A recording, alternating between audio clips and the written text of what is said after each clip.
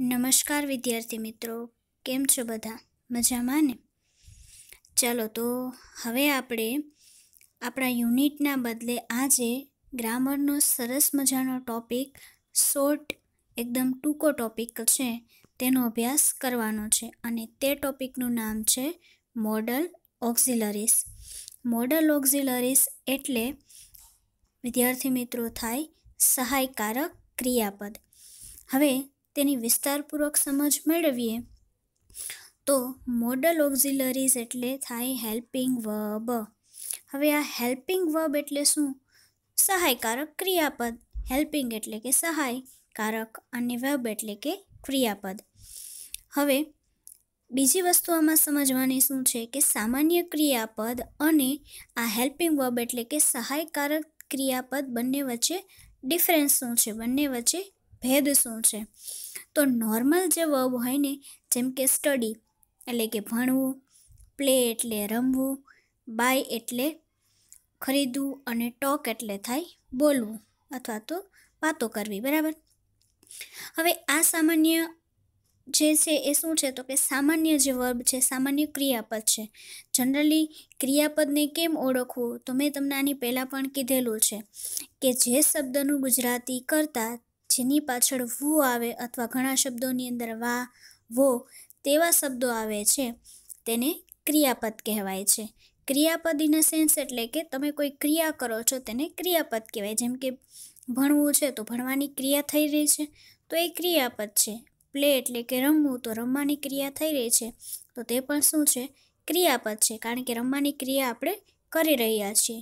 એટલે ટૂંકમાં જો નોર્મલ વર્બ છે અથવા વર્બની ખાલી વ્યાખ્યા આપી હોય તો આપણે કહી શકીએ કે જે પદ છે એ ક્રિયા દર્શાવે તેને ક્રિયાપદ કહેવાય. અને બીજી રીતના કહેવું હોય તો જેની પાછળ જેનું ગુજરાતી કરતાં વુ છે, વા છે, વો જેવા શબ્દો આવે તો તેને આપણે ક્રિયાપદ કહીએ છીએ, બરાબર? હવે તમે અહીંયા જોતા હશો કે મેં 2 એક્ઝામ્પલ આપેલા છે. ફર્સ્ટ એક્ઝામ્પલ છે આઈ કેન પ્લે ચેસ એટલે કે હું ચેસ રમી શકું છું.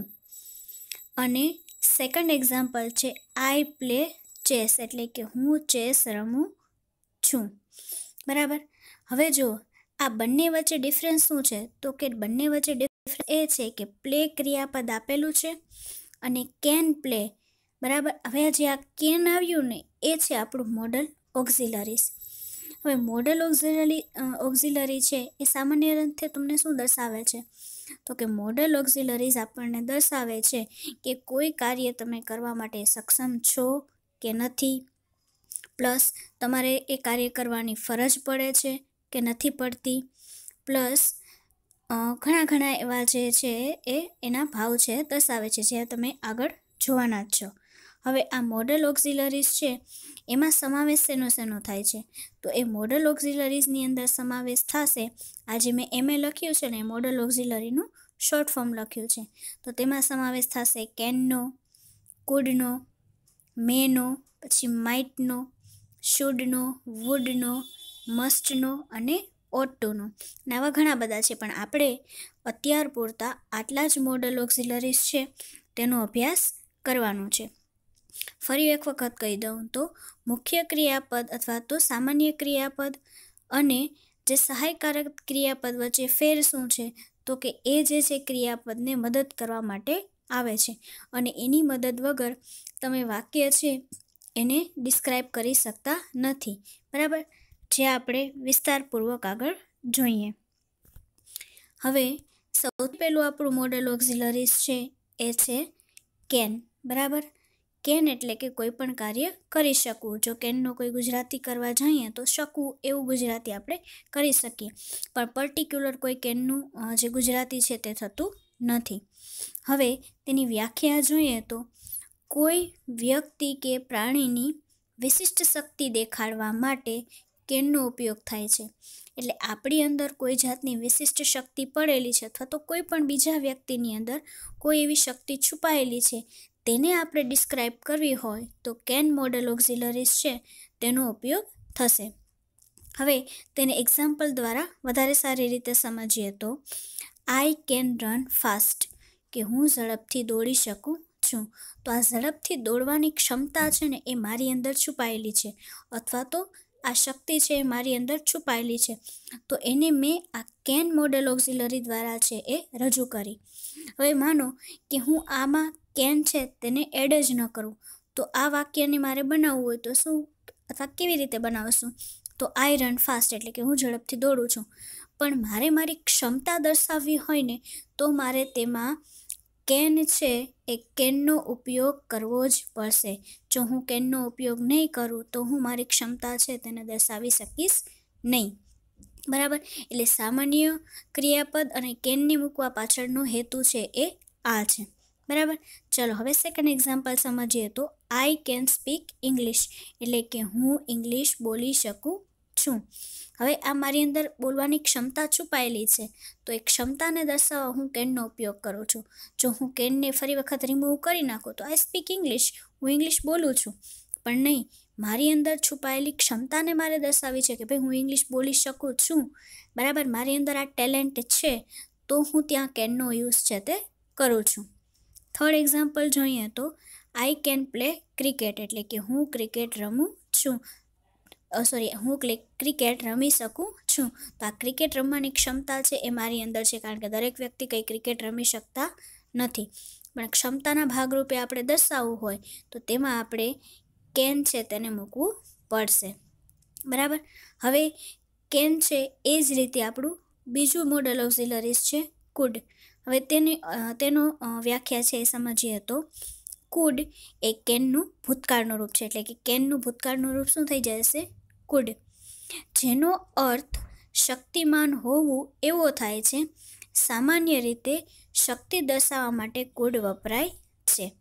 હવે તમને એમ થતું હશે કે ટીચર, કેનનો ઉપયોગ પણ શક્તિ દર્શાવવા માટે થાય, અને અહીંયા પણ એમ જ કીધું છે કે કુડનો ઉપયોગ પણ શક્તિ દર્શાવવા માટે થાય છે, એટલે તમારી અંદર છુપાયેલી ક્ષમતા દર્શાવવા માટે થાય છે. તો અમને ખબર કેમ પડે કે કેનનો યુઝ કરવો કે પછી કુડનો યુઝ કરવો? પહેલી વસ્તુ કહું તો તમે સેન્ટેન્સ વાંચશો ત્યાં જ તમને ખબર પડી જશે કે મારે અહીંયા કેન મૂકવું જોઈએ કે કુડ મૂકવું જોઈએ. સેકન્ડ વસ્તુ કહું તો કે કોઈ પણ જે તમને કુડવાળી ખાલી જગ્યા હશે તો તેમાં ક્યાંક ને ક્યાંક ભૂતકાળનો ઉપયોગ છે તે થયેલો હશે, અને ભૂતકાળની એક ખાલી જગ્યા હોય તો એમાં બીજી ખાલી જગ્યા ઓલવેઝ ભૂતકાળની જ આવે. અથવા તો જ્યારે આપણે કાર્ડ કરીએ ત્યારે અલગ બાબત છે, પણ આપણે જ્યારે આ કેન કુડની જે ખાલી જગ્યા હોય ત્યારે તેમાં એવી જ રીતનું સેન્ટેન્સ છે તે મુકાયેલું હોય છે. જેમ કે ફર્સ્ટ એક્ઝામ્પલ જોઈએ તો it rained heavily so we could not play the match, એટલે કે વરસાદ એકદમ ફૂલ આવી ગયો હતો. હવે આવી ગયો હતો, વરસાદ આવ્યો હતો, એ ઘટના કેવી થઈ ગઈ છે? પૂર્ણ થઈ ગઈ છે. અને આવી ગયો હોય પછી જ આપણે કહી શકીએ ને, તો તેથી અમે મેચ રમી શક્યા ન હતા. તો અહીંયા આપણે દર્શાવ્યું છે શું? તો કે કુડ. બરાબર, હવે આ કુડ શા માટે આવ્યું? કારણ કે આપણી અંદર જે ક્ષમતા હતી એ આપણે દર્શાવી શક્યા નહીં, અથવા તો કોઈ કાર્ય છે તે આપણે કરી શક્યા નહીં.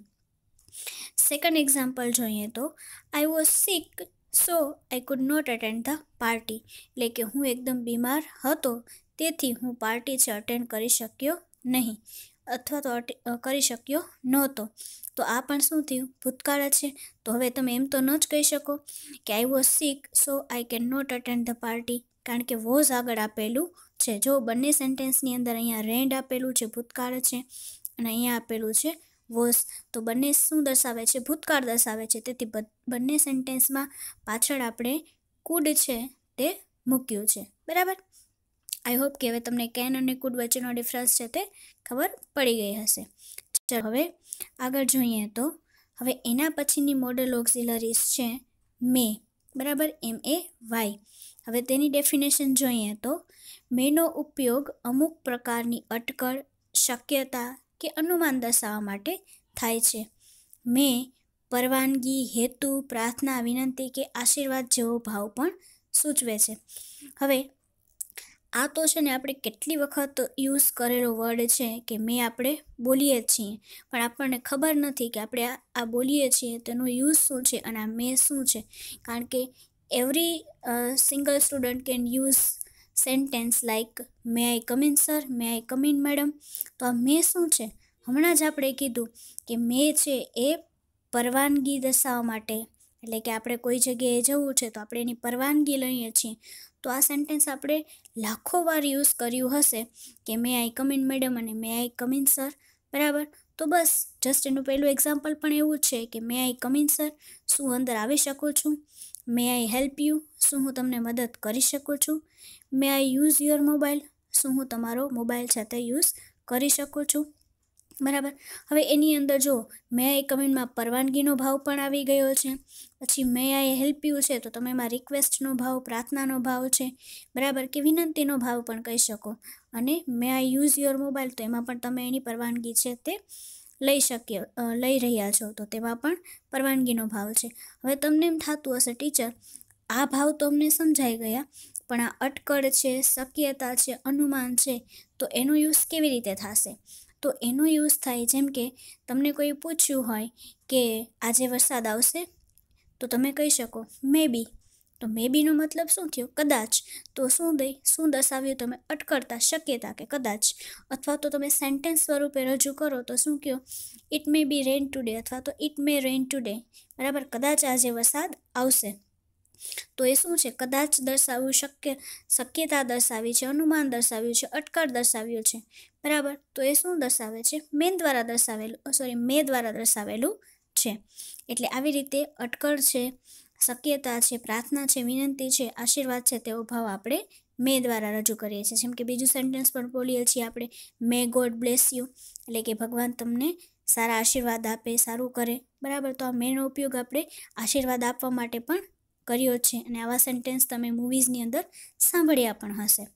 હવે ચોથું જોઈએ તો ચોથું મોડલ ઓક્ઝિલરીઝ છે માઇટ. મેનું ભૂતકાળ માઇટ થાય છે, જે સંભવિતતાનો અર્થ સૂચવે છે. જેવી રીતના કેનનું કુડ થાય એવી જ રીતના મેનું ભૂતકાળનું રૂપ થઈ જાય છે માઇટ. માઇટ પણ સેમ જ વસ્તુ દર્શાવે છે.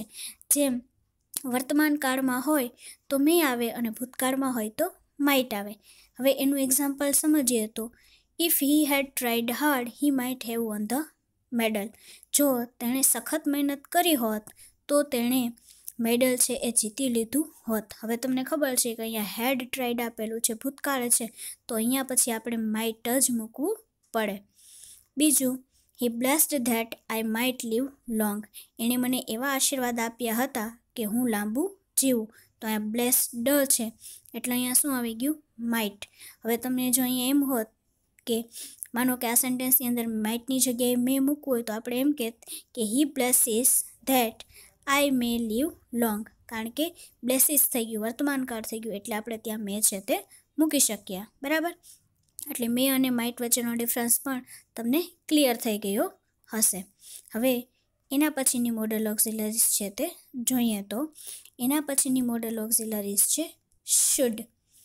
શેલનું ભૂતકાળનું રૂપ શુડ થાય છે. એટલે કે શેલ તમે જે ભવિષ્યકાળની અંદર આપણે વાપરીએ છીએ શેલ અને વિલ, તો શેલનું ભૂતકાળનું રૂપ શુડ થાય છે. કોઈ વ્યક્તિની ફરજ દર્શાવવા અથવા સલાહ આપવા માટે શુડનો ઉપયોગ થાય છે. આ ખાસ યાદ રાખજો કે તમારે કોઈ કાર્ય છે એ કરવું હોય જે તમારી ફરજ હોય અને કોઈને સલાહ આપવી હોય ને ત્યારે આપણે શુડ છે ને તે વાપરીએ છીએ. એક્ઝામ્પલ દ્વારા સમજીએ તો we should help the poor people. આપણે ગરીબ લોકો છે તેને મદદ કરવી જોઈએ. તો હવે આ ગરીબ લોકોને મદદ કરવી એ શું છે? આપણી ફરજ છે. તો ફરજ હતી એટલે આપણે અહીંયા શું વાપર્યું? શુડ વાપર્યું છે. બરાબર, કારણ કે ફરજ હોય એ દર્શાવવા માટે હંમેશા શુડનો જ ઉપયોગ થાય છે. અને આ મોડલ ઓક્ઝિલરીઝની અંદર તમારે વાક્યનો ભાવ છે ને ખાસ સમજવાનો રહેશે. વાક્યનો ભાવ સમજી જશો તો મોડલ ઓક્ઝિલરીની બ્લેન્ક્સ છે એ ઇઝીલી ફિલઅપ કરી શકશો. અથવા તો તેને સેન્ટેન્સમાં મૂકવાનું આવે તો પણ તમે તેને ઇઝીલી મૂકી શકશો. સેકન્ડ એક્ઝામ્પલ જોઈએ તો we should make a time table for the exam. આપણે આપણી પરીક્ષા માટેનું ટાઈમ ટેબલ બનાવી લેવું જોઈએ. તો એ પણ શું છે? આપણી ફરજ જ છે. બરાબર, તો એ પણ આપણે કેના દ્વારા દર્શાવ્યું છે? શુડ દ્વારા. જેમ કે સલાહ આપવા માટે તો એમાં પણ શુડ છે તેનો ઉપયોગ થાય છે કે you should make your time table. તારું ટાઈમ ટેબલ છે તે બનાવી લેવું જોઈએ. You should take medicine. તમારે તમારી દવા છે તે લઈ લેવી જોઈએ. બરાબર, રેગ્યુલરલી એટલે કે સમયસર. એટલે આવી રીતે ફરજ દર્શાવવા અને સલાહ આપવા માટે શુડ છે તે વપરાય છે. હવે એના પછીની મોડલ ઓક્સિલરીઝ જોઈએ તો એ છે મસ્ટ. મસ્ટનો ઉપયોગ શું થાય તો કે અમુક બાબતો માટે ફરજિયાતપણું, દબાણ અથવા કોઈ નિયમનું ચુસ્તપણે પાલન કરવાનું હોય તો તે દર્શાવવા માટે મસ્ટ છે તેનો ઉપયોગ થાય છે. હવે જેવી રીતે કે હવે સમજીએ કે કેવી રીતે તો કે કોઈ પણ કાર્ય છે એ આપણે ફરજિયાતપણે જ્યારે કરવાનું આવે કે આપણે કર્યા વગર છૂટકો જ ન હોય કે એ કાર્ય આપણે કરવું જ પડશે દબાણપૂર્વક, પછી એ દબાણપૂર્વક મા બાપ દ્વારા હોય, ગવર્મેન્ટ દ્વારા હોય કે કોઈ પણ વ્યક્તિ દ્વારા હોય, એ કર્યા વગર આપણે એનાથી બચી શકતા નથી તો આપણે ત્યારે મસ્ટ છે તેનો ઉપયોગ થાય છે. કારણ કે શુડ અને મસ્ટ વચ્ચે માઇનો ડિફરન્સ છે કે શુડ છે એ ફરજ દર્શાવે છે જ્યારે મસ્ટ છે એ ફરજિયાતપણું દર્શાવે છે. બરાબર. જેમ કે you must follow the ruler or you will be dismissed, એટલે કે તમારે રૂલર છે તેને વાપરવું પડશે નહીંતર તમને અહીંથી કાઢી નાખવામાં આવશે. અથવા તો સેકન્ડ એક્ઝામ્પલ જોઈએ તો you must finished the homework, તમારે તમારું હોમવર્ક પૂરું કરવું જ પડશે. થર્ડ એક્ઝામ્પલ જોઈએ તો you must drive to the left side, એટલે કે તમારે ડાબી બાજુ છે તે વાહન ચલાવવું જ પડશે નહીંતર તમારું એક્સિડન્ટ થવાની સંભાવના છે અથવા તો તે નિયમ ભંગની અંદર આપણને દંડ પર કરવામાં આવે છે. અને અત્યારે કોરોના કાળની અંદર આપણે તેનું એક્ઝામ્પલ લઈએ તો વી મસ્ટ વિયર માસ્ક, આપણે માસ્ક છે તે પહેરવા જોઈએ. We must sanitize our hand, આપણે આપણા હાથ છે તેને સેનિટાઈઝ છે તે કરવા જ જોઈએ. We must keep social distancing in the market, અથવા તો વોટ એવર પ્લેસ આપણે કોઈ પણ પ્લેસની મુલાકાત લઈએ ત્યાં આપણે સોશિયલ ડિસ્ટન્સિંગ છે તેનું પાલન તો કરવું જ જોઈએ. તો આ બધા સેન્ટેન્સ આપણે મસ્ટની અંદર એડ કરી શકીએ. બરાબર. ચાલો તો હવે શુડ અને મસ્ટમાં ખબર પડી જ ગઈ હશે કે શુડ છે એ ફરજ દર્શાવે છે જ્યારે મસ્ટ છે તે ફરજિયાતપણું દર્શાવે છે. નહીંતર પછી માસ્ક ન પહેર્યું હોય તો માસ્કની કિંમત 10 રૂપિયા હોય અને ગવર્મેન્ટ દ્વારા જે દંડ ફટકારવામાં આવે છે તે પછી 1000 રૂપિયા થઈ જાય. 10 રૂપિયાની વસ્તુનો આપણે 1000 રૂપિયા દઈને આવીએ છીએ તો ત્યાં મસ્ત તો આવી જ ગયું. બરાબર.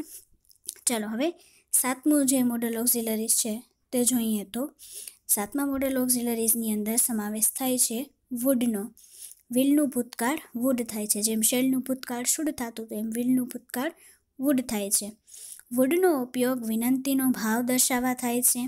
વિનંતીનો ભાવ દર્શાવાય ત્યારે સામાન્ય રીતે વાક્ય કેવું હોય છે? પ્રશ્નાર્થ હોય, કરતા યુ હોય છે અને ક્યારેક વાક્યના અંતે પ્લીઝ પણ મુકાય છે. વુડનો ઉપયોગ ઈચ્છા કે પસંદગી દર્શાવવા માટે પણ થાય છે. હવે તેને એક્ઝામ્પલ દ્વારા સમજીએ તો he would have his own way, એની પાસે એનો પોતાનો રસ્તો છે જ. એટલે ટૂંકમાં શું કીધું છે, જેમ શેલને શુડ અને મસ્ટમાં અલગ અલગ થયું એવી રીતના વુડમાં શું દર્શાવે તો કે વિનંતી. જેમ કે આપણે કહીએ છીએ વિલ યુ હેલ્પ મી, શું તમને મને મદદ કરશો, તો આપણે પાછળ પ્લીઝ લગાવીએ છીએ. Will you help me please, તો અહીંયા કીધું છે ને કે એવા વાક્યની અંતે તમને પ્લીઝ જેવા શબ્દો પણ સાંભળવા મળશે. બરાબર. પછી સેકન્ડ એક્ઝામ્પલ જોઈએ તો he said that he would go there, એણે કીધું કે તે ત્યાં જશે.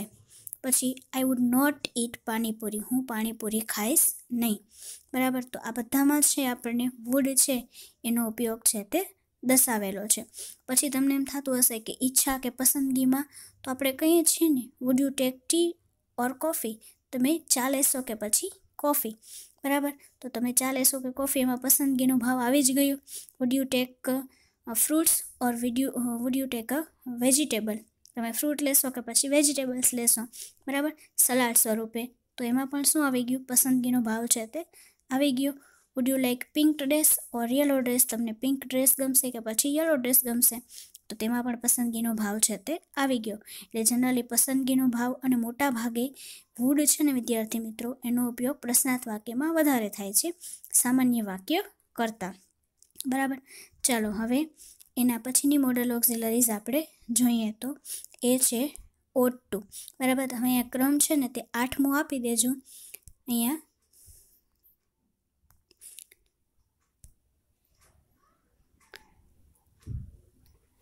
9ની બદલે હવે ઓટ ટુ છે તો તેનો ઉપયોગ જોઈએ તો ઓટ ટુનો ઉપયોગ પણ સલાહ દેવા માટે થાય છે. ought to નો ઉપયોગ કોઈ ચોક્કસ કામ કરવા માટે થાય છે. ought to નો ઉપયોગ કોઈ ચોક્કસ સંભાવના દર્શાવવા માટે પણ થાય છે. ટૂંકમાં આમાં પણ સેમ જ વસ્તુ છે, પણ તમે જ્યારે વાક્ય જોશો ત્યારે તેનો ડિફરન્સ છે તે તમને ક્લિયર થઈ જશે. જેમ કે you ought to drive carefully, તમારે ધ્યાનપૂર્વક છે તે વાહન ચલાવવું જોઈએ.